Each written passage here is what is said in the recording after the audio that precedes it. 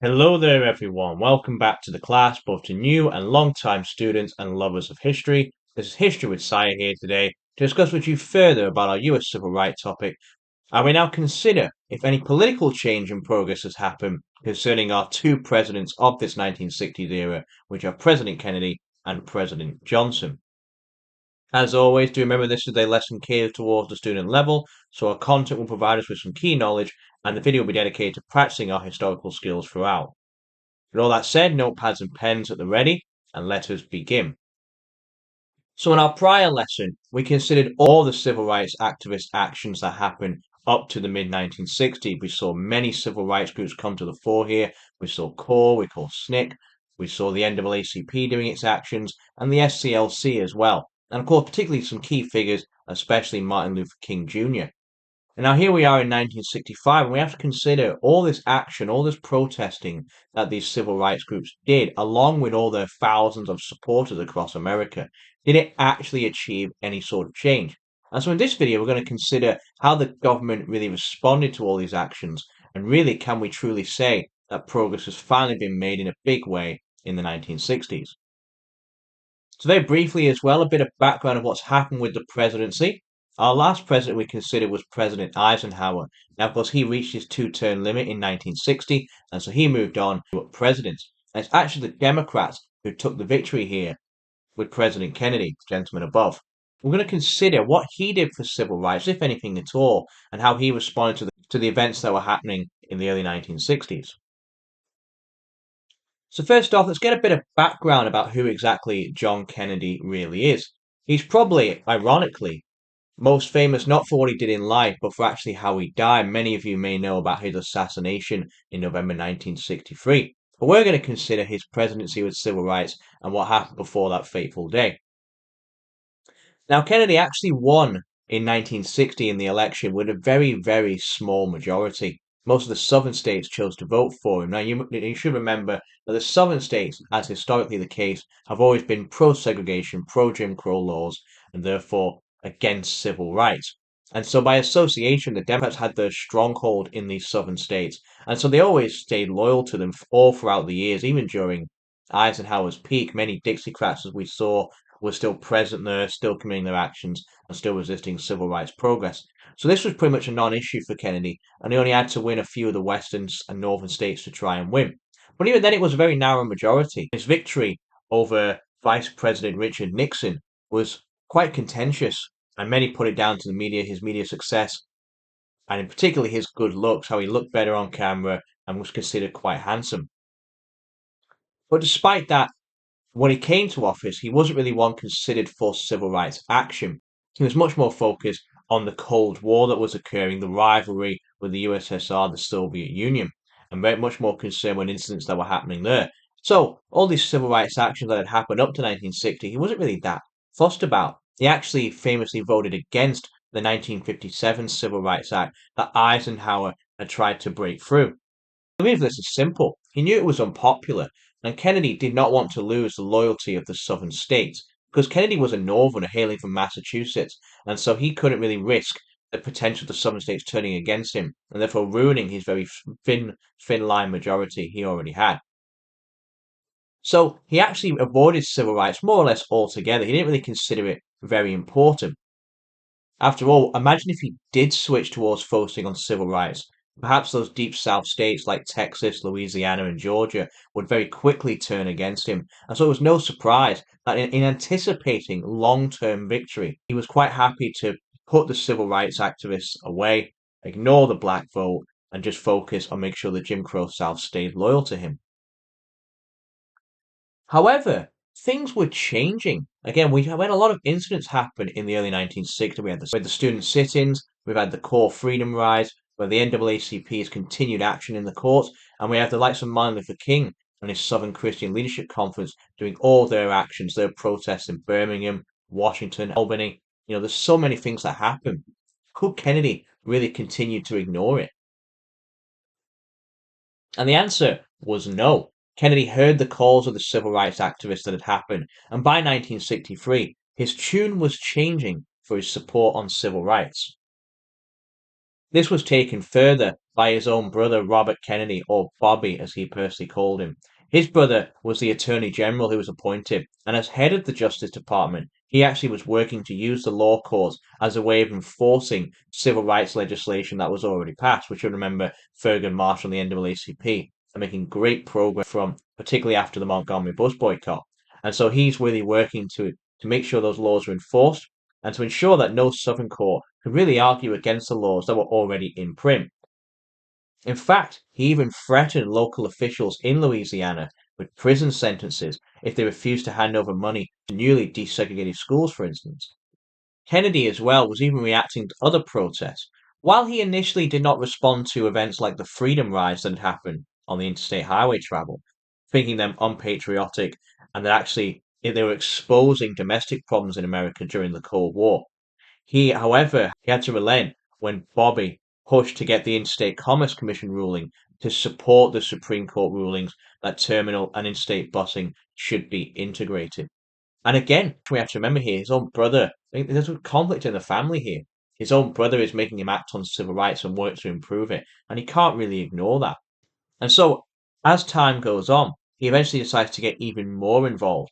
When James Meredith, a 28-year-old grandson of a slave and son of a sharecropper, had served in the US Air Force for over a decade, he decided he wanted to get a university education at the University of Mississippi, a deep southern state. However, it was a white university, and much like we saw with Arthur and Lucy, they rejected him, they pushed him out, refused to help. So Meredith turned to the NAACP and managed to get a Supreme Court decision to rule in his favor. This caused Bobby Kennedy, who was very passionately for civil rights, to send 500 marshals to ensure he could enroll. However, the marshals were not well equipped when a white racist mob attacked them, and actually, sadly, two people were shot, and one-third of the marshals suffered injuries. This forced Kennedy's hand and was a true turning point in showing Kennedy's action to not just allow his brother to do stuff for civil rights, but to get involved in himself. Sent in the National Guard and US Army regulars to ensure that Meredith could finally enroll and attend the university. This actually even expanded to other universities like Alabama, where he sent the National Guard to also intervene there. He also began to do using his executive powers. He formed the Equal Employment Opportunity Commission. This was a federal agency established to tackle with unequal employment opportunities for ethnic minorities, especially the African Americans. It was still developing, of course, and not much really was done. For instance, a bit of a controversial case where they managed to ensure that one extra African American at the Lockheed aircraft plant in Georgia had been employed. And they paraded this as a massive success, 100% increase in African American employment. But that was because of 110 employees, only one of them before had been African American. So, this wasn't really a massive success, but it was proving that Kennedy was doing some action himself and was laying the foundation for something that could grow and develop in years to come. Perhaps he's most famous for his reactions after the protests of Martin Luther King at Birmingham, where he actually got involved, reacted to what had happened in Birmingham, called for King's release. And after seeing his speech at the March on Washington, where he spoke about having a dream and wanting equality to finally be achieved and for African Americans to be free at last, Kennedy decided he was going to encourage and promote the creation of a civil rights bill, even though he knew this was going to alienate Southern voters massively. And as expected, because he was a Northerner and because they could point to the hypocrisy of the issue where he'd not done anything before, the Dixiecrats could retaliate and say he was just trying to win votes. And so it stalled in Congress, and by the time of his assassination in November 1963, it was not passed. And as a consequence, despite everything that has happened in the early 1960s, do we really have any real progress under Kennedy? Perhaps could argue not, that not much has really changed. There's no real civil rights legislation, and all these protests up from 1960 into 1963 haven't achieved much at all. And then we get Lyndon B. Johnson. Now, Lyndon B. Johnson was vice president under Kennedy, and he was seen as an old guard of the southern states. He was from Texas himself and had been a long-standing member of the Democrat Party running the state way back in the 1930s. He actually served under Franklin Roosevelt's government. We have a bit of a big contrast here to Kennedy. We have someone who's much older, a Southern Democrat, and one with lots of experience, not seen as a young, bright face trying to make a name for himself in politics, Johnson already had a name for himself. And so when Kennedy was assassinated, Johnson, per the amendments of the Constitution, was inaugurated as president on Air Force One. And the question really became, was he going to carry on what Kennedy had started? And the answer was, to many surprise, yes. Despite his Southern heritage, he understood, he'd been convinced that there was time for a change. And so he went against his own biases, his own racism from his youth, and decided to put into action to get civil rights bills finally passed. He actually used Kennedy's death to influence people to support it. He channeled the messages that Kennedy had talked about, how it was a land of the free, how things should be done for all Americans, and they should indeed work to get this passed. And he proposed this idea of a great society, the idea that every American should indeed have life, liberty, and happiness, and should achieve greatness while in the nation. He even asked during his speeches in Congress, how could anyone in the Democratic Party stop the agenda of the late great President Kennedy? Many Democrat segregationists actually decided to back down from his actions, unwilling to be seen in opposition to the assassinated president. Perhaps this was a true sign that society had changed in just a few short years. Johnson had realized this through all the protests, and he wanted to change things before potential civil rights unrest forced it through in the wrong ways, through violence. He believed that if he could work with King and the other civil rights leaders, surely a legal and balanced approach to civil rights change could be achieved. Indeed, Kennedy's bill, as the 1964 bill was now called, passed with a resounding yes when the Civil Rights Act was sworn in 1964. In fact, public opinion had changed massively with it. About 70% of people in many polls were now supporting meaningful civil rights acts. And so Johnson signed this into law, and it was a massive, massive progress for the African American community. It gave federal government the absolute right to end segregation in those southern states, with the threat of criminal charges for those who continue to do it. And also, they were now going to stop funding any schools, any businesses, any public areas that were not following the new anti segregation laws. And this meant that Jim Crow in the South could indeed be classed as officially over. It was very, very thorough and was doing everything it could to ensure that any lawyer could not avoid the act of it and therefore avoid implementing it. It also ensured the Equal Employment Commission was fully created now. There was no getting rid of it. Federal funding was also going to be used to improve integration schools rather than to allow de facto segregation to continue to occur as had happened in previous cases like with Brown v. Topeka. Johnson carried this into the next election. He won with a massive landslide in 1964, an absolute massive landslide, and this really, really can't be understated. He won pretty much every state that was on offer. He had a massive share of the vote, over 60%, the most that had been seen since the days of Franklin Roosevelt. And so, with this in mind, when the next call happened with the Selma marches in 1965, when King Johnson responded again, he responded to the sheer violence and viciousness that racist Southern whites were enacting on the civil rights activists. And so he knew even more civil rights legislation had to be passed. And so he proposed the idea to Congress to pass the Voting Rights Act. And he actually gave a very, very impassioned speech, channeling the likes of Kennedy himself. He said, rarely are we met with a challenge to the values and purposes of our beloved nation than this.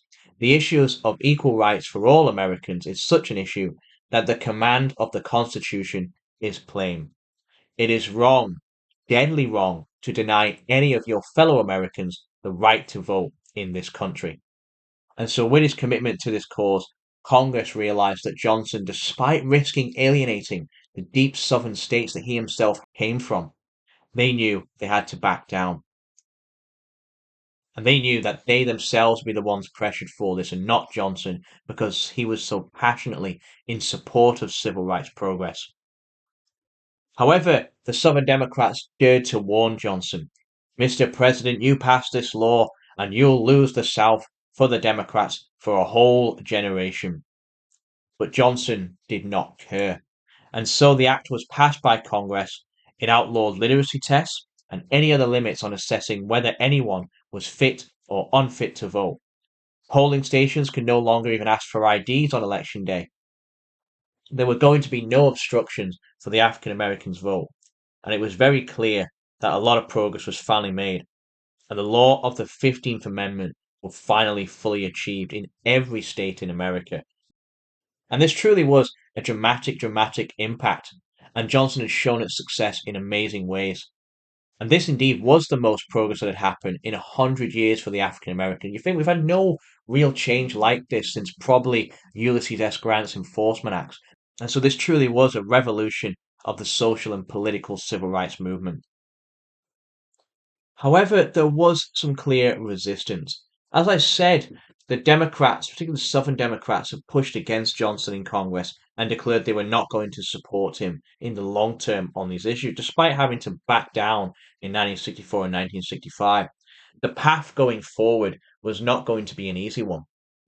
Most Southern politicians, they were the Democrats, and while Northern Democrats like Kennedy have proven to be more liberal on race, these Southern Democrats constituted the socially conservative group within the party, and they were going to respond and appeal to the white majority electorate in those Southern states that sought to retain Jim Crow laws on segregation.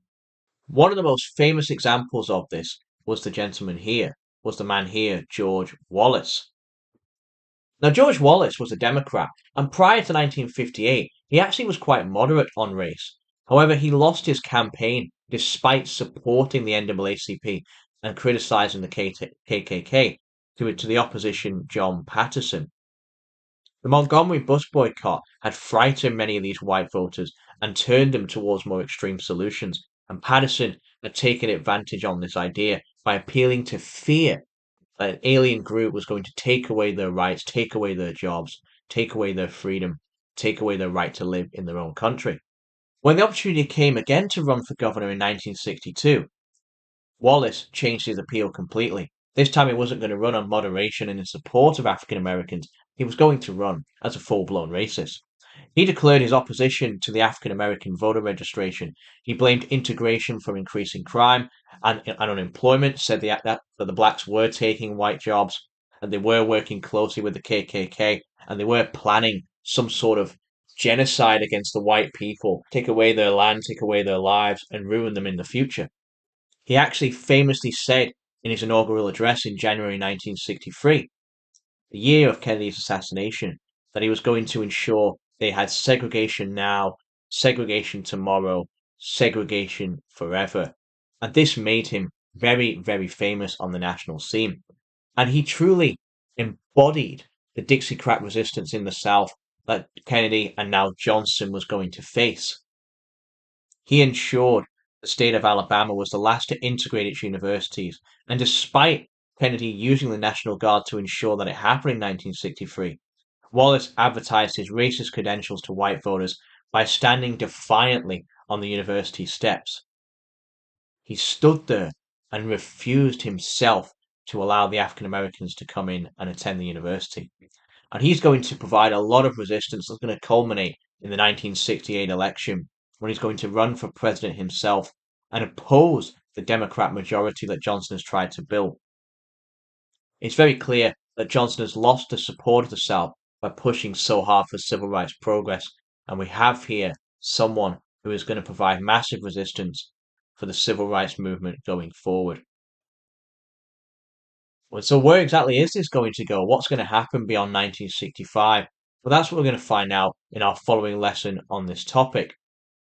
As always, I hope you found this insightful and quite useful. We talked about a lot of political change that has happened in response to the civil rights protests that have been happening in the early 1960s. But for yourself, as always, let me know in the comments below. What do you think? Who did more for civil rights? Was it Kennedy? Was it Johnson? Was it Kennedy setting the stage? Was it Johnson getting it all passed? Or are there some other things you want to bring out there? Was it really the desire of the presidents to bring about change, or was it in response? Were they reacting to the civil rights activism that had come before and during this era as they're in power? What do you think will impact the Democrats and Republicans now the Democrats have turned against segregation? Is this coalition Wallace is forming in the South? Is it just general protest the federal government's going to have to stamp down? Or is this going to be something more? Is it going to be a big resistance that's going to try and overturn civil rights progress and ensure it doesn't fully happen? And what else do you think? Can we say African Americans are finally equal? Have they achieved all the lawful progress that they desired by 1965? Or is there more they're going to work to achieve and more they deserve to have if they really want to get progress in true reality? Let me know in the comments down below. Make sure you like and subscribe for more content like this. This has been History with Sire. Thank you for listening.